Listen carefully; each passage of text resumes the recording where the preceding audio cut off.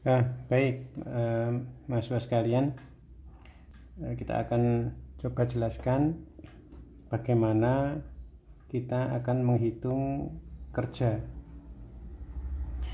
Ya, saya memiliki suatu ilustrasi di sini, yaitu sebuah rak yang di samping kanan kirinya ada kotak dengan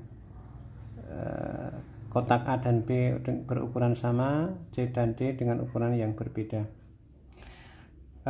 Kita lihat ada dua kegiatan di sini, ada dua aktivitas. Aktivitas pertama dan aktivitas yang kedua. Kita akan angkat kotak A. Ini kerak yang saya beri tanda nomor 1 sampai 4.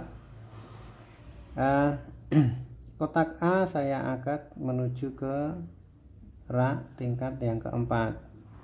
Kemudian kotak B saya angkat menuju ke tingkat yang kedua. Pada aktivitas yang pertama atau pada kegiatan yang pertama, kita akan tahu bahwa gaya yang dibutuhkan untuk mengangkat kotak A dan B sama. Kenapa? Karena keduanya berukuran sama dengan massa yang sama. Sementara jarak tempuh kotak A dan jarak tempuh kotak B berbeda. Kita lihat kotak A menempuh jarak yang lebih jauh karena dia lebih tinggi daripada jarak yang ditempuh dengan oleh kotak B yang lebih rendah karena dia berada di tingkat yang kedua. Asumsinya kotak A dan B diangkat dari tempat yang sama. Perbedaan jarak itu ditunjukkan dengan ketinggian rak, sehingga kotak A menempuh jarak yang lebih jauh daripada kotak B yang diangkat ke tingkat yang kedua. Dengan demikian kita bisa katakan bahwa untuk mengangkat kotak A itu dibutuhkan kerja yang lebih berat daripada mengangkat kotak B, sehingga worknya, W-nya, kerjanya itu semakin besar jika jarak yang ditempuh semakin jauh. Dengan demikian kerja itu sebanding dengan jarak. Oke, baik. Kemudian yang kedua, saya akan angkat kotak C ke posisi rak yang nomor 3 sana. Demikian juga saya akan angkat kotak D ke posisi yang ketiga di sini. Kita bisa lihat jarak tempuhnya sama. Jarak tempuhnya sama, yang membedakan adalah ukuran kotaknya. Sehingga dikatakan gaya yang dibutuhkan untuk mengangkat kotak C lebih besar daripada gaya yang dibutuhkan untuk mengangkat kotak D. Oleh karena itu, kerja yang lebih besar atau kerja yang lebih berat adalah ketika mengangkat kotak C.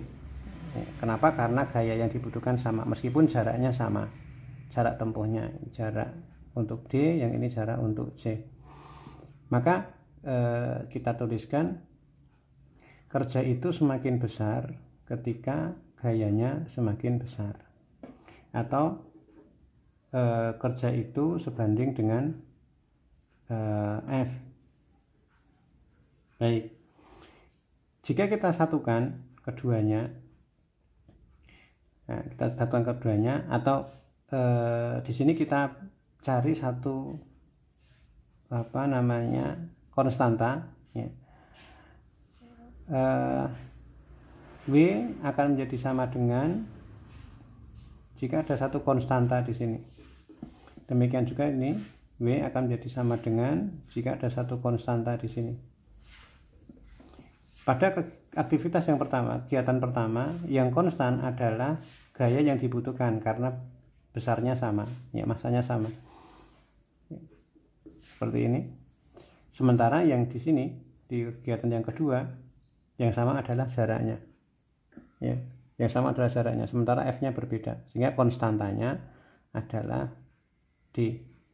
Nah, kita bisa temukan keduanya, W itu akhirnya sama dengan